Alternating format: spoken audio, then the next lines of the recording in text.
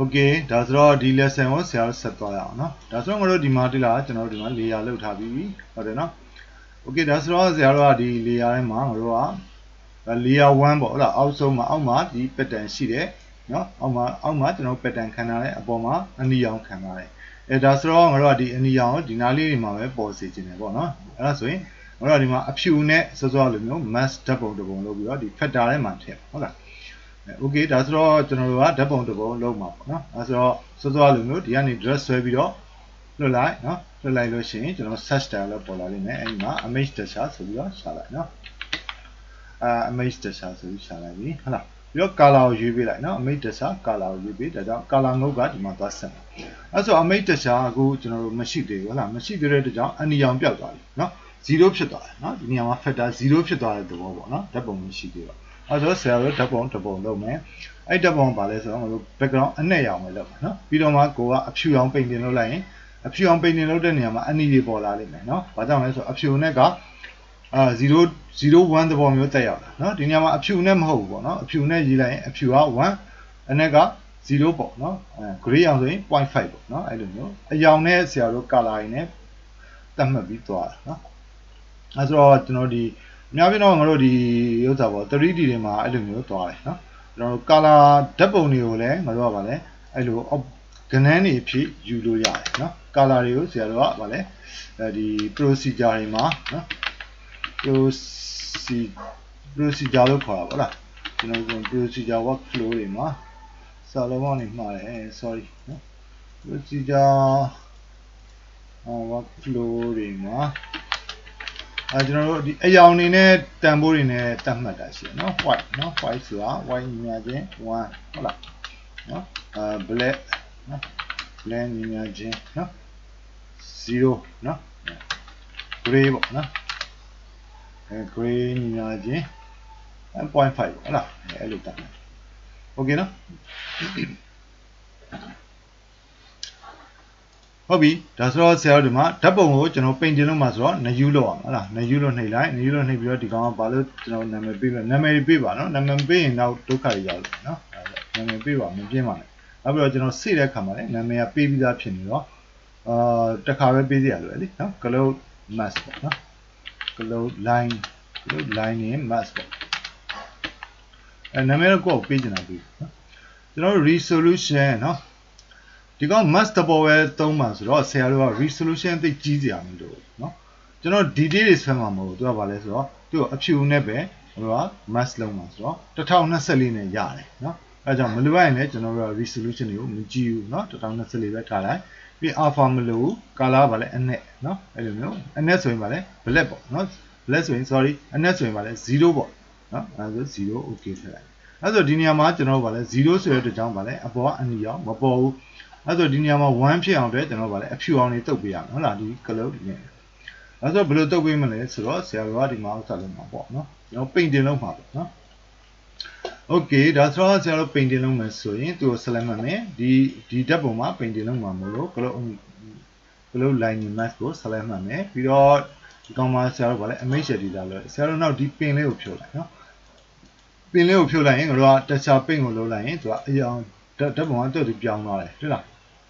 အခုဒီ cloud lining mask ဒီမှာပေါ်လာပြီတွေ့လား auto ပြောင်းသွားတယ်เนาะအဲ့ပင်ကိုဖြုတ်မထားရင်မပြောင်းဘူးเนาะမပြောင်းရင်လည်းကိုယ့်ဘာသာကိုရှာပေးလိုက်เนาะဒီမှာရှိတယ်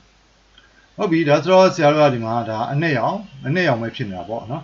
အဲ့ဆိုငါတို့အနီရောင်ပေါ်ခြင်းတဲ့နေရာတွေဒီမှာရှင်းလေးပဲလေကျွန်တော်တို့မှာဒီမှာလှုပ်ထားပြီးသားเนาะအဲ့ဆိုဒီနေရာတွေမှာအဖြူကိုငါတို့ဒီမှာ painting လုပ်နေရင်ခက်နေဦးမယ်เนาะဘာမှလုပ်ရင်လွယ်လဲဒီဘက်ကထဲမှာလုပ်ရင်ပိုလွယ်တယ်အဲ့ဒါကြောင့်ဆရာတို့ image editor ထဲမှာလုပ်เนาะကျွန်တော် image editor မှာလည်း painting လုပ်လို့ရတယ်ဘယ်လိုလုပ်လို့ရလဲဆိုတော့ဒီမှာ view ကိုသွားကျွန်တော် paint လို့ရေးလိုက်အဲဒါဆိုဒီဘက်မှာ painting လုပ်လို့ရတယ်ဒီဘက်က tools လေးပေါ်လာဟုတ်လား tools ကပါလဲ t เนาะ t ကိုနှိပ်လိုက်ဒီမှာ tools ပေါ်ဟုတ်လား shortcut တွေကဒီမှာကြည့်เนาะဒီဘက်မှာပေါ်ဒီ 3D view မှာပေါ်တယ် shortcut တွေကဟုတ်လားเนาะ t ကိုနှိပ်လိုက် tools ပေါ်အဲဒါဆိုဆရာတို့ painting ဘူးလို့ဒီမှာအဖြူရွေးထားတာဟုတ်လား color အဖြူအဲဆိုရင်ဆရာတို့ဒီမှာ f ကိုနှိပ်လိုက် brush နဲ့နှိပ်လိုက်အဲဒါဒီနေရာမှာကျွန်တော်အဖြူနဲ့ painting လုပ်လိုက်เนาะအဲဆိုတော့ဒီမှာဘယ်နှရောက်လာလဲဆိုပေါ်လာလိမ့်မယ်เนาะအဲဒီမှာတွေ့လားကျွန်တော်ဒီမှာအဖြူ painting လုပ်တဲ့နေရာဒီနေရာပေါ်လာတယ်ဟုတ်လားနော်ဒါဆိုတော့ဆရာတို့ brush setting ကတော့ဒီမှာရွေးလိုက်နော်ကျွန်တော်တို့ဒီမှာ brush ကို hard brush လို့ရှင်တယ်အဲဆို fallout ထဲမှာကျွန်တော်တို့ဒီကောင်လေးရွေးလိုက်နော်ဒီကောင်လေးကလည်း hard ဖြစ်တယ် နော် brush ကပါလေအဲ့တော့ဒီမှာနော်ဒီဘက် view ထဲမှာပင်တင်လို့လိုက်လွယ်တယ်ဒီကောင်ကျတော့ကြော်သွားလို့ရတယ်လေဒီ line ကိုမထင်ပြီးတာနော်အဲ့ဒါကြောင့်ကျွန်တော်ဒီမှာလွယ်လွယ်ကူပင်တင်လို့ရတယ်ဟုတ်လားဒီနားဝင်ပါတယ်နော်အဲ့ဆိုတော့ဆရာတို့ဒါကိုကျွန်တော်ပင်တင်လို့လိုက်ဟုတ်လားနော်ဟုတ်လားโอเคနော်အဲ့ဒါငါတို့ 3D မှာ painting လုပ်တာတဲ့ဆိုင်ဒီဟာမျိုးကြတော့ဒီဘက်က 2D မှာ painting လုပ်တာပို့လွယ်ဒီအနီးအားဒီပွားတွေ့လားနော်အဲ့ဆိုတော့ဆရာတို့ဒီမှာ painting လုပ်လိုက်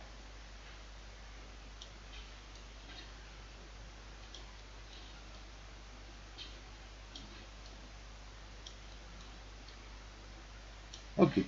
အဲ့ဒါဆိုတော့ငါတို့ဒီမှာဒီလားအနီးအောင် line နေရတယ်ဟုတ်ပြီဒါဆိုဒီဓာတ်ပုံကိုစေရမယ်နော်ဘာမှစေမလဲဆိုတော့ image save as ဆိုပြီးတော့ဟို png နဲ့ပဲစေလိုက်ရတယ်ကျွန်တော်ဘယ်ထဲမှာစေမလဲဆိုတော့ texture folder ထဲမှာစေမယ်နော်ဓာတ်ပုံတွေကို texture ထဲမှာစေမယ် guide texture ထဲမှာစေမှာပေါ့နော်ဒီနာမည်ပဲပေးထားပြီးသားကြာ close line မှာဆိုပြီးတော့ save as image ကျွန်တော် save ထားလိုက်နော်ဟုတ်ပြီဒါဆိုတော့ဆရာတို့ကပြီးရင် sorry ပြီးရင်ငါတို့ကဗာလေ object ကိုပြန်ထွက်လိုက်နော်အဲ့ဆိုငါတို့ကဒီမှာဒါ mask ပေါ့နော်ဟုတ်လားဒီ mask ကိုဒီမှာထည့်လိုက်ရင်အဖြူနေရာတွေမှာတွေ့လားအနီဝင်သွားတယ်ဟုတ်လားအဖြူက1ဖြစ်သွားတယ်အနက်က0ဖြစ်သွားတယ်ဟုတ်လားဒါဆိုဒီလိုလုပ်ရင်ကောင်းတာကကျွန်တော်တို့ကဒီမှာအရောင်ကိုကြိုက်တဲ့အချိန်မှာကြိုက်လို့ချိန်လို့ရတာတွေ့လားဟုတ်ပြီနော်တကယ်လို့သာဒီနေရာမှာသွားပြီးတော့နင်တို့ဗာလဲအနက်ရောင်နဲ့ painting လုပ်လိုက်ရင်ငါတို့ကနောက်အရောင်တစ်ရောင်ပြောင်းလို့မရဘူးပေါ့ဟုတ်လားနော်အဲ့ဒါပဲဆိုတော့เนาะဒီမှာဆရာတို့ကဒီမှာအနီနဲ့เนาะဒီကောင်လေးနဲ့ကျွန်တော်တို့စိတ်တဲ့ရောင်ပြောင်းလို့ရတယ်เนาะကိုလိုချင်တဲ့အရောင်ပြောင်းထည့်ရတယ်เนาะအနဲ့ဆိုလဲအနဲ့ပေါ့ဟုတ်လား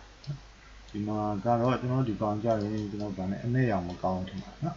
ဒီဟာလေးနဲ့ကျွန်တော်အပြန်စိမ်းเนาะရွှေ့ကြည့်ပါလားဒီရောင်လေးမစိုးဘူးထင်တာနော်ဒီအသားရတယ်โอเคအဲ့ဒါဆိုတော့ဆရာတို့ဒီမှာအဝေးစား pattern တစ်ခုရပါတယ်เนาะဒီမှာကျွန်တော်အဝေးစားရโอเคဒါဆိုတော့ဆရာတို့ဒီမှာကောင်းတာကဒီ pattern ရသွားရင်ကျွန်တော်တို့ကဒီမှာပြင်ပြောင်းလို့ရတယ်သိလားเนาะဒါဆိုတော့ဆရာတို့နောက်ထပ်ကျွန်တော်တို့အဝေးစား design လုပ်ခြင်းနောက်ထပ် pattern တစ်ခုကိုဆရာတို့ပြောင်းလို့ရတာပေါ့เนาะဟုတ်ပြီเนาะကျွန်တော်ကြည့်အောင်လွယ်ကူပြောင်းလို့ရเนาะဘာမှမခက်ဘူးဒါဆိုတော့ဒီကောင်ကိုဆရာတို့ကဒီကောင်ကိုဘေးကိုနည်းနည်းရွှေ့ထားတယ်ဟုတ်လားနော်ပြီးတော့ဆရာတို့နောက်ထပ် pattern တစ်ခုနဲ့ဒီပုံစံမျိုးပြန်လုပ်ကြည့်မယ်နော်ဒီနော်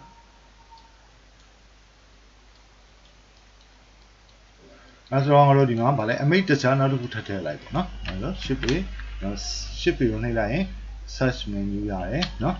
ပြီးတော့ s ကိုနှိပ်လိုက်နော် shift s ဆိုရင်ကျွန်တော် search menu ရတာနော်ပြီးတော့ကျွန်တော် image texture နော်အဲ့ဒါဒီမှာ image texture ရပြီဒီတစ်ခါ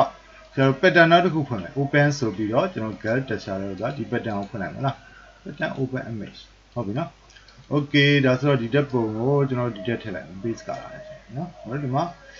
ကျွန်တော်ဒီလိုဒီ pattern ရပါတယ်အဲ့ဆိုသူ့ကိုအကြီးသေးပြင်မယ်ငါတို့ကစောစောလိုပဲဒီလို mapping နဲ့ code texture coordinate ကိုပြန်ထည့်မယ်လိုထည့်မလဲဆိုတော့ select control T နှိပ်လိုက်နော်အဲ့ဆိုရင်ဒီမှာထည့်ဝင်လာပြီဝင်လာရင်ကျွန်တော်တို့အကြီးသေးပြင်လို့ရအဲ့ဒါ scale ကိုသွားပြီးတော့ကျွန်တော်တို့ dress ဆက်လိုက်ပြီးတော့ကျွန်တော်တို့တင်ပေးလိုက်နော်အကြီးသေးတော့ကိုလိုချင်တော့အကြီးသေးပြင်ပေးလို့ရတယ်ဟုတ်ပြီနော် okay အဲ့ဆိုဒီပုံစံလေးရပါတယ်ဟုတ်ပြီဒီတစ်ခေါက်ကျွန်တော်ဒီ line တွေကိုအနဲ့ရောင်ထားခြင်းတယ်ပေါ့နော် okay အဲ့ဆိုစောစောလိုပဲဒီပုံမှာငါတို့ကဗာလဲ mix စာကြည့်ပြီးပြန်ပေါင်းမှာပေါ့ဟုတ်တယ်နော်ဒီနားကနေပြီးဟုတ်တယ်မလားဒီနားကဒါဗာလဲ pattern ထွက်လာ pattern နေဒီကြားထဲမှာ mix စာကြည့်ပြီးထည့်နော်အဲ့ဆိုရင်ကျွန်တော်တို့ဒီမှာ shift A ကိုနှိပ်လိုက်နော်ပြီးတော့ S ကိုနှိပ်လိုက် search menu ရပါတယ်နော်ဒီမှာလေဆရာတို့ဒီမှာ shift A ကိုနှိပ်လိုက်တွေ့လားဒီမှာ search က S တွေ့လား S ကိုမြင်တာထားတယ်နော်အဲ့ဆိုကျွန်တော် S ကိုနှိပ်လိုက် search menu ရမယ်အဲ့ဒီကနေပြီးတော့ image texture ဆိုပြီးတော့နှိပ်လိုက်ကျွန်တော် image sorry mix စာကြည့်နှိပ်ရအောင်နော် shift A S mix လို့ရိုက်လိုက် mix စာကြည့်နော်mix စာကြည့်ပြီးတော့ကျွန်တော်ဒီနားမှာထားလိုက်ဟုတ်ပြီဒါဆိုတော့ဆရာတို့ဒီမှာဒီနေရာမှာ factor တော့ဘာပဲဖြစ်ဖြစ်ငါတို့အရောင်ထည့်မှာနော်အဲဆိုဒီနေရာမှာကျွန်တော်အနဲ့ရောင်ဖြစ်ပါဖြစ်အရောင်ကတော့နောက်မှပြန်ပြင်လို့ရတယ်လေ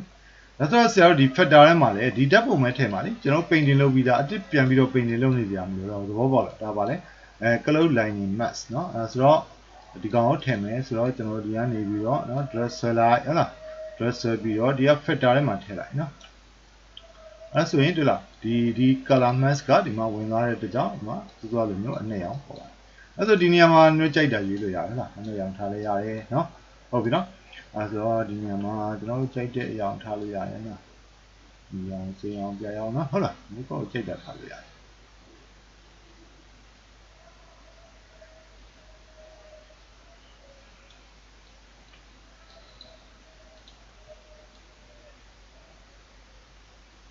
အနေရောင်ကောင်းပါနော်အနေရောင်နဲ့ရောလည်းမှီငောင်းများရဒါမဲ့ကျွန်တော်တို့အသားရည်ပင်ကြီးလားဒါတွေကအချိန်မီပြန်ပြောင်းလို့ရတယ်ဒါဆိုတော့ဒီလားဆရာတို့ဒီမှာအခုငါတို့ဒီဓာတ်ပုံမှာကျွန်တော်တို့ဗာလဲ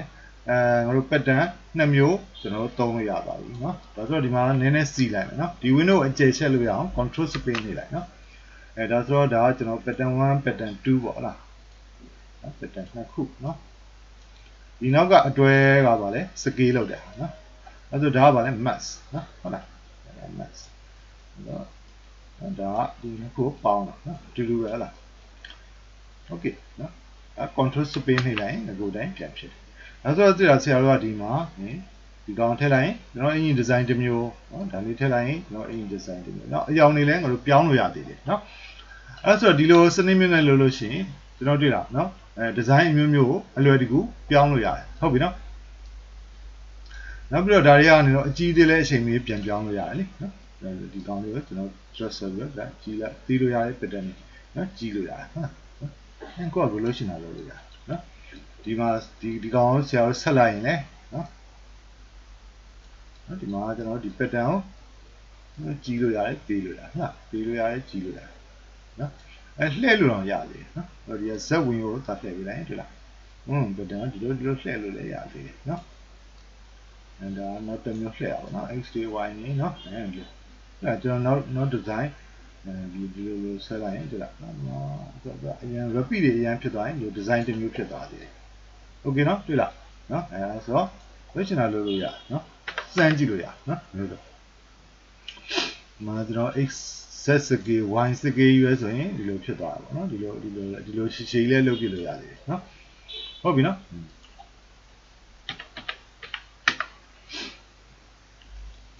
ဒီ line ရရောဒီမှာပြောင်းရတာပေါ့နော်